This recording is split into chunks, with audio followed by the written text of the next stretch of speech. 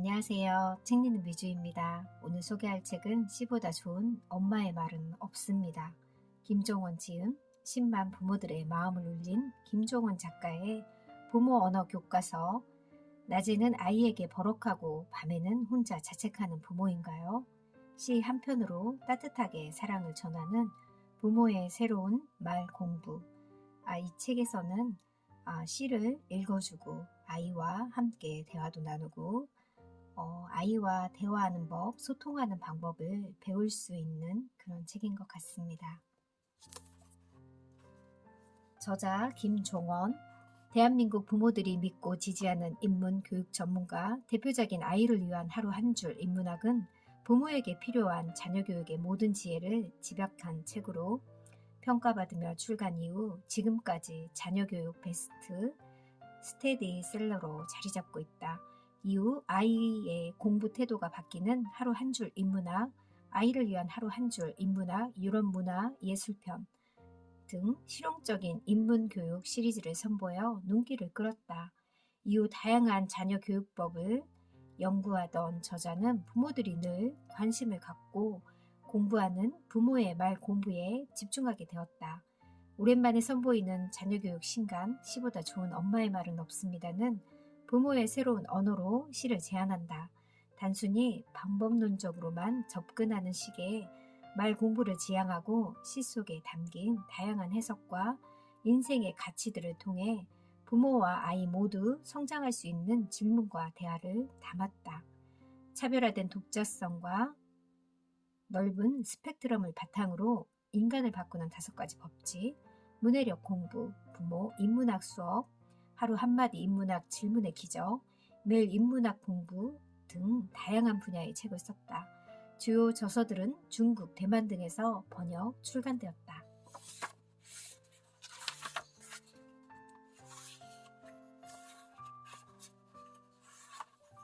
프롤로그, 시 한 편으로 아이에게 사랑을 전하는 부모의 새로운 말 공부. 모든 아이들의 등 뒤에는 날개가 있습니다. 부모가 해야 할 일은 아이가 자유롭게 날개를 펼칠 수 있도록 시를 들려주며 비상의 용기를 심어주는 것입니다. 아이가 자신의 가능성을 높게 펼칠 수 있게 지금 시를 곁에 두게 해주세요. 아이는 부모가 전하는 모든 메시지를 자신의 내면에 담습니다. 부모가 사랑을 말하면 아이는 사랑을 배우고 부모가 미움을 전하면 아이는 미움을 배웁니다. 아이가 어떤 가치를 배우며 자라기를 바라나요?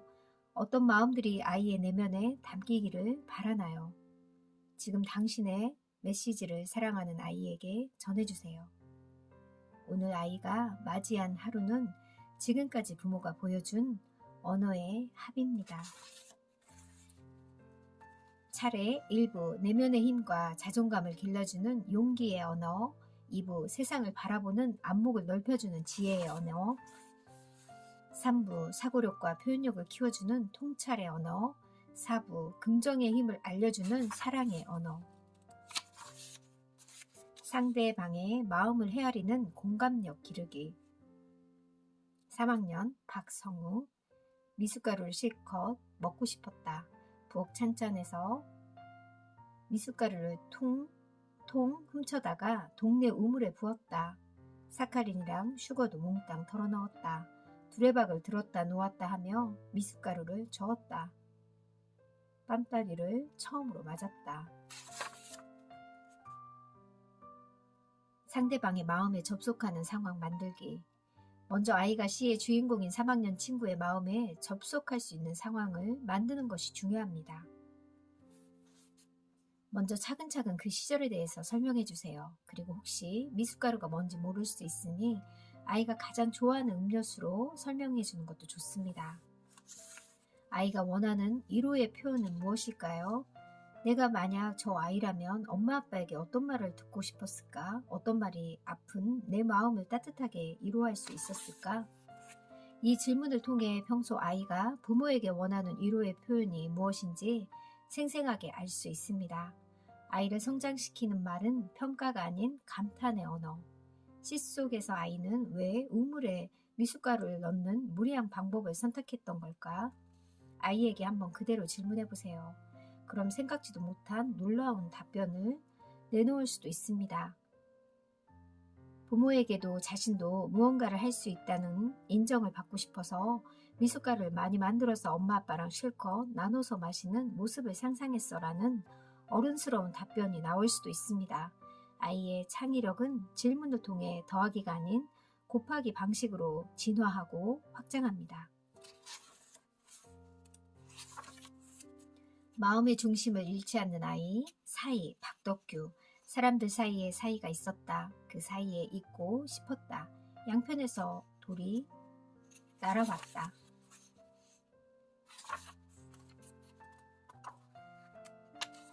공평한 시선을 갖고 약자를 돕는 마음의 힘. 정말로 세상에 필요한 사람은 누굴까? 나와 친하다는 이유로 누군가의 편을 드는 사람일까? 아니면 자신의 생각을 주장하는 사람일까? 아이들은 이 질문을 통해 어디에도 속하지 않는 사람은 비겁한 것이 아니라 두 사람을 모두 온전히 이해할 수 있다는 사람이라는 사실을 알게 됩니다.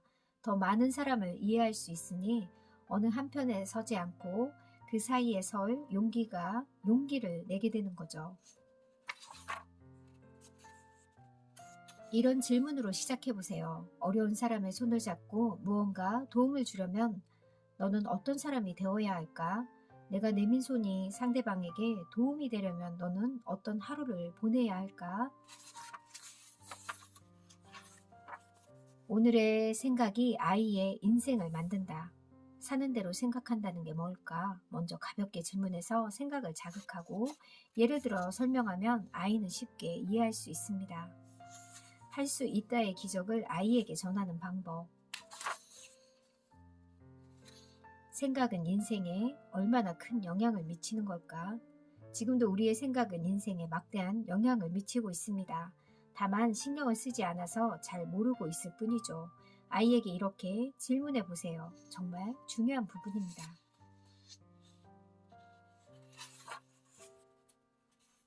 성공 가능성을 스스로 높이는 아이의 언어 습관. 아이들이 살면서 새로운 도전을 반복하게 됩니다. 바닥을 기어가다 걷고 조금씩 뛰어가는 과정도 모두 그 안에 속한 도전이지요.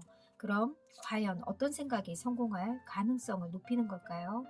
아이가 다음에 제시하는 6개의 문장을 직접 읽고 그 차이를 발견할 수 있게 이끌어주세요. 내가 과연 할 수 있을까? 나는 할 수 있어. 이 일은 내가 아직 해보지 않아서 두려운 걸 거야. 차근차근 최선을 다하면 이 두려움은 점점 사라질 거야. 못해도 괜찮아. 서툴러도 괜찮아. 나는 매일 더 나아지고 있다. 느낀 것을 일상의 실천을 옮기는 법. 아이를 구체적으로 생각하게 만드는 질문들. 아이 스스로 찾아내는 모범적인 삶의 태도. 사소한 행동 하나가 세상을 바꿀 수 있다는 사실을 알려주며 일상의 소중함과 가치에 대해서 이야기를 나눠도 좋습니다. 인성과 선함의 중요성에 대해 일깨워주는 법. 죽음보다 더 나은 것을 택하라. 베토벤. 사람은 선한 일을 할 때는 절대 죽음을 생각해서는 안 된다. 언제나 선한 일을 하면서 삶의 보람을 찾아야 한다. 인간은 선한 일을 할 수 있는 한 스스로 인생을 포기해서는 안 된다라는 근사한 글을 읽지 않았더라면 나는 이미 이 세상의 사람이 아니었을 것이다. 선한 일이라는 것은 무엇을 말하는 걸까? 사람마다 얼굴이 다른 것처럼 선하다고 생각하는 일도 각자 기준이 다르기 마련입니다. 누군가에게는 선한 일이 다른 누군가에게는 선한 일이 아닐 가능성도 있죠. 그래서 자신의 기준을 세우는 것이 항상 중요합니다. 삶의 보람은 어디에서 찾을 수 있을까?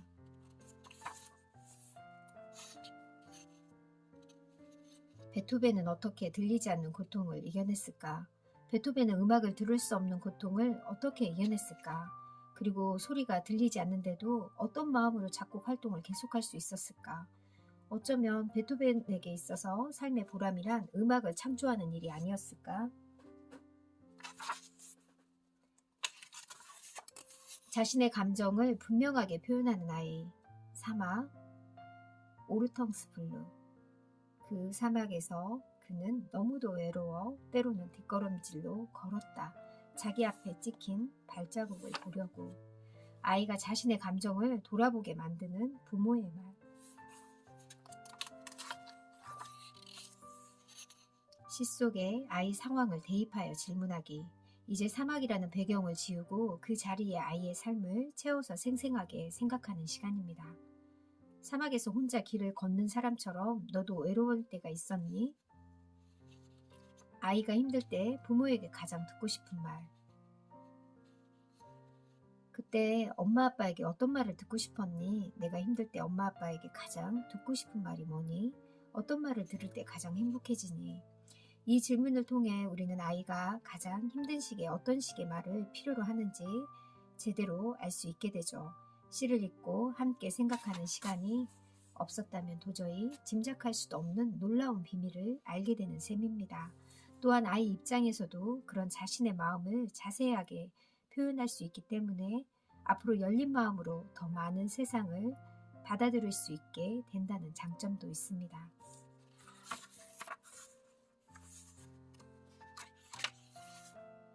날 수 없다는 생각을 버리면 더 멋지게 날 수 있다. 너는 지금 꼭 이루고 싶은 꿈이 있어? 그 꿈을 이루기 위해서는 지금 이 시간을 어떻게 보내면 좋을까?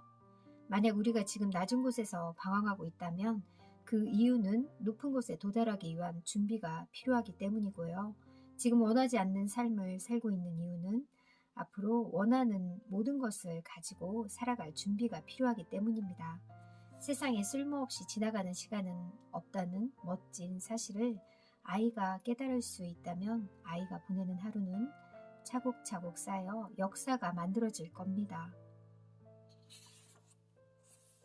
우리는 왜 겸손하게 살아야 할까?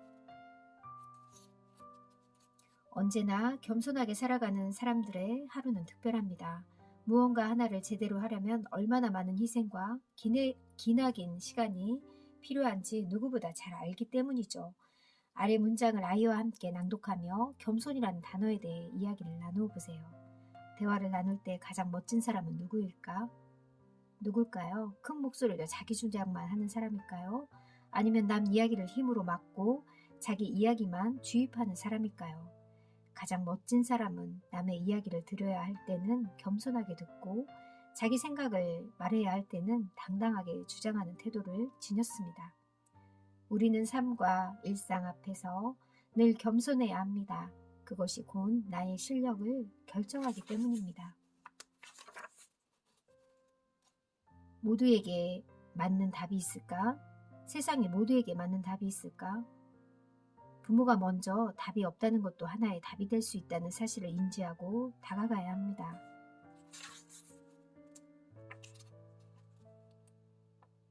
소박하게 먹고 조심스럽게 말해야 하는 이유. 왜 호피촉은 우리들에게 소박하게 먹고 조심스럽게 말하라고 했을까? 이것이 답이 없는 것도 하나의 답이라는 말과 어떤 연관이 있을까? 정말 중요한 문제입니다. 아이들과 함께 시를 다시 읽어보세요. 아주 천천히 섬세하게 말이죠. 시인은 왜 소박하게 먹고 조심스럽게 말하라고 조언한 걸까요? 소박하게 먹으라는 것은 욕심을 내지 말라는 뜻이고 조심스럽게 말하라는 것은 타인을 배려하는 마음을 가지라는 뜻이지. 이 부분에서 아이들은 소박하다와 조심스럽다라는 단어에 대해 아주 천천히 오랫동안 생각할 시간을 갖게 될 겁니다. 일상에서는 쉽게 일어나지 않는 귀중한 경험을 하게 되는 것이지요.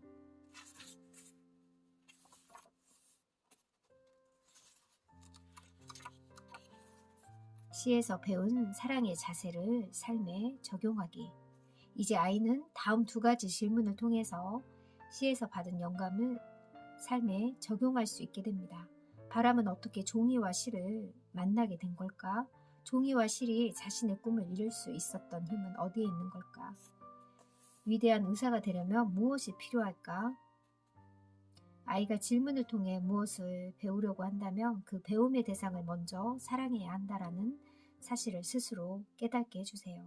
사랑은 아이의 삶에서 매우 중요한 역할을 합니다. 사랑을 아는 아이는 어떤 도전과 고통 앞에서도 멈추지 않고 웃으며 정진하니까요. 일상의 모든 사물은 아이의 창의력이 된다. 시멘트 유용주.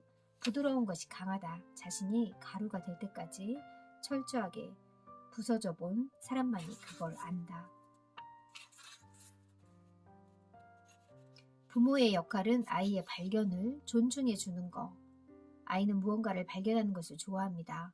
하지만 그보다 더 좋아하는 것은 자신이 발견한 것을 부모에게 말하며 서로 웃고 즐기는 시간이랍니다.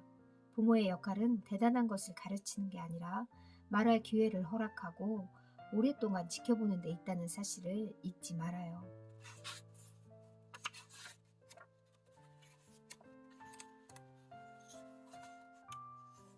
주변의 고마운 존재들을 하나씩 떠올려 보기. 세상을 살다 보면 수많은 고민거리와 싸움을 만나게 됩니다. 아이도 어른도 노인도 모두 마찬가지죠. 하지만 의자는 놀라운 해결책을 제시합니다. 바로 이 대목이죠. 싸우지 말고 살아라. 결혼하고 애 낳고 사는 게 별거냐? 그늘 좋고 풍경 좋은 데다가 의자 몇 개 내놓는 거요. 괜히 싸우지 말고 서로의 쉴만한 의자가 되어주라는 지혜로운 조언입니다. 나의 의자가 되어주는 사람은 누굴까? 앞서 말한 것처럼 감사하며 살기 위해서는 아이 스스로 감사할 것들을 찾아야 합니다. 이해력을 높이는 질문, 자극들. 모르는 것을 스스로 깨우치는 힘.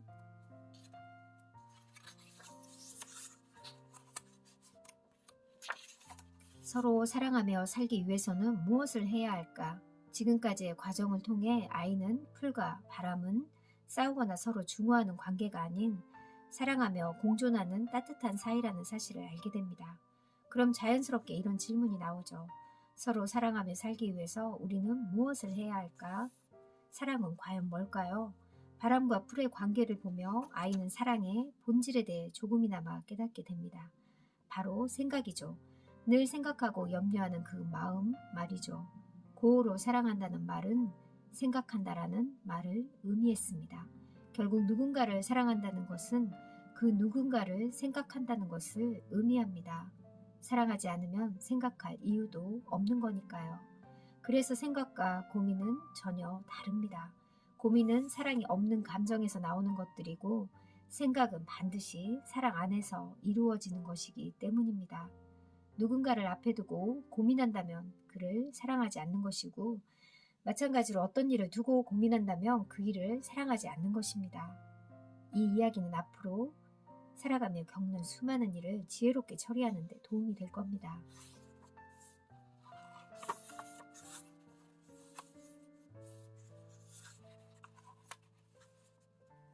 사색해서 시작하는 아이의 통찰력.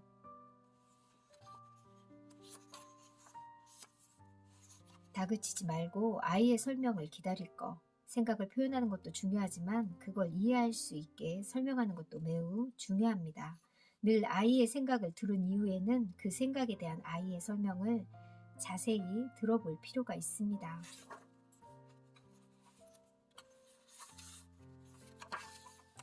독서의 진정한 즐거움을 알려주는 법. 책 헤르만 헤세.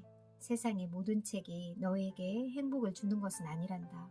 하지만 책은 내가 모르는 사이에 내 자신 속으로 돌아갈 수 있게 도와주지. 내 자신 속에 내게 필요로 하는 모든 것이 있고 태양과 별 그리고 달도 있나니 언제나 내가 찾던 빛은 내 자신 속에 존재하기 마련이란다. 내가 아주 긴 세월 만권의 책에서 추구한 지혜는 지금 내 삶 어느 페이지에서 빛나고 있나니 그것은 이제 내 것이기 때문이란다. 왜 책을 읽어도 남는 게 없을까? 난 왜 책을 아무리 읽어도 남는 게 없을까? 왜 책을 읽기 전과 후에 변화가 일어나지 않을까? 그리고 이런 생각을 하나 더 전해주세요. 책을 읽는 이유를 먼저 생각해보자. 독서는 읽어서 외울 지식이 아닌 읽어서 실천할 지식을 찾기 위해서 하는 게 아닐까? 책을 아무리 읽어도 머리와 마음속에 아무것도 남지 않는 이유는 애초에 독서는 무언가를 남기는 것이 아니라 일상에서 실천할 무언가를 찾는 행위이기 때문입니다. 처음부터 독서의 방향이 틀렸던 겁니다. 그 사실을 알고 책을 읽는 것과 모르는 상태에서 읽는 것에는 매우 큰 차이가 있습니다. 지성은 멈춰서야 하는 것을 알아보는 안목에서 나온다. 질문하며 독서하는 습관 들이기. 나와 생각이 일치하는 부분이 있나? 나와 생각이 다른 부분이 있나? 자신의 생각과 동일한 부분과 다른 부분을 찾으려 질문은 어떤 책을 읽어도 그 아이를 반드시 중간에 멈추게 합니다. 서로 상반되는 두 질문이 자꾸만 아이의 생각을 치열하게 자극하기 때문이죠. 그렇게 멈춘 이후에는 다시 질문을 통해 생각을 발전시키면 됩니다. 나는 여기에서 왜 멈췄을까? 나를 멈추게 한 글은 내게 어떤 의미가 있지? 그럼 그걸 어떻게 삶에 적용할 수 있을까?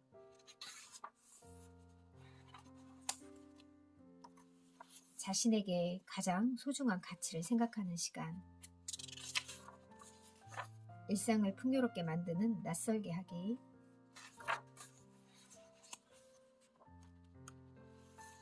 긍정의 힘을 알려주는 사랑의 언어. 소중한 것을 지키는 마음에 대하여 가을 하늘, 한민복. 어머니 가슴에 못을 박을 수 없네. 어머니 가슴에서 못을 뽑을 수도 없다네. 지질이 못나게 살아온 세월로도 어머니 가슴에 못을 박을 수도 없다네. 어머니 가슴 저리 깊고 푸르러. 하늘을 보며 어머니를 생각한 이유가 뭘까? 이 시로 아이들에게 효가 무엇인지 알려주고 싶어요. 왜 못을 뽑을 수도 없다고 표현했을까? 상처 하나 없는 나무에 못을 박고 그걸 다시 빼내면 그 공간에 뭐가 남을까? 상상으로 쉽지 않다면 간단하게 나무를 지우개로 대체해서 실험해봐도 좋습니다. 질문하고 대화하는 시 읽기에서 중요한 건 그 상황에 대한 이해와 공감이니까요. 구멍에서 못을 빼면 뭐가 생기죠? 보기 싫은 구멍이 하나 생기죠. 시인은 그걸 말한 겁니다. 못을 박을 수도 없지만 이미 박은 못을 빼낼 수도 없다는 것은 못이 빠질 자리에 흉한 구멍을 남기기 싫다는 것이지요. 어머니 가슴에 상처를 내고 싶지 않다는 시인의 아픈 마음이 녹아있는 표현입니다.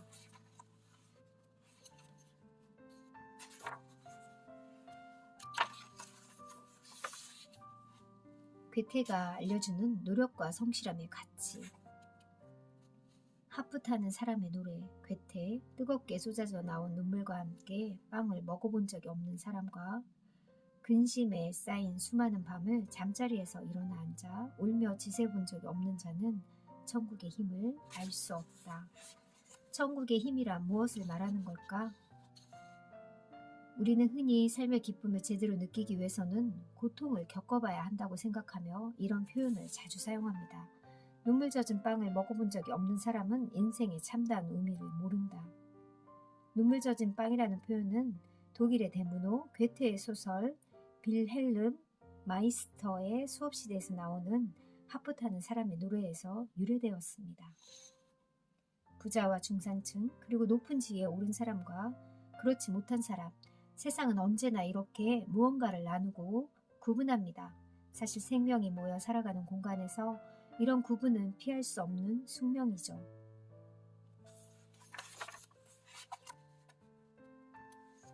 주제를 바꾸면 시가 어떻게 바뀔까? 분석을 통해서 시에서 밥이 아닌 빵이 나온 이유를 알게 되었다면 이제는 시를 나만의 것으로 만들기 위해서 밥의 관점으로 시를 다시 바라보는 시간이 필요합니다.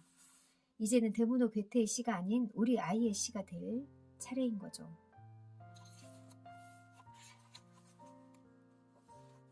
배움과 도전을 두려워하지 않는 마음가짐. 절벽 가까이로 부르셔서. 로버트 슐러. 당신이 절벽 가까이로 나를 부르셔서 다가갔습니다.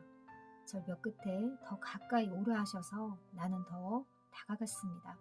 그랬더니 당신은 절벽에 겨우 발을 붙이고 서 있는 나를 절벽 아래로 밀어버리는 것이었습니다. 물론 나는 그 절벽 아래로 떨어졌습니다. 그런데 나는 그때까지 내가 하늘을 날 수 있다는 것을 몰랐습니다. 이 사람은 왜 절벽에서 떨어진 걸까? 이 시는 어른도 그렇지만 아이에게도 매우 아름다운 가치를 전해줍니다. 시에 나오는 풍경을 하나하나 설명해주면서 시가 전하는 이미지를 아이가 생생하게 눈으로 그리며 읽을 수 있게 도와주세요. 마지막에 이 사람이 절벽 아래로 추락한 게 아니라 날개를 펴고 하늘을 날았다는데 사람에게 날개가 있다니 이게 무슨 말일까? 실제로 등에 날개가 있어 하늘을 날아갈 수 있는 사람은 세상에 없다는 사실 정도는 아이들도 이미 다 알고 있을 겁니다. 실제로 날았다는 것이 아니라 뭔가 자신의 가능성을 봤다는 뜻 아니에요? 그건 사실 보통의 상식이 있는 사람이라면 누구나 할 수 있는 생각입니다. 내면이 강한 부모는 아이에게 아무것도 강요하지 않는다.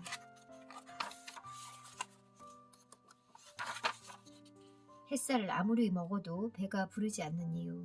아무리 맛있는 음식을 많이 먹으면 배가 불러서 더 이상 먹지 못하는 상태가 됩니다. 그러나 인간이 살기 위해 꼭 필요한 소중한 것들은 조금 다릅니다.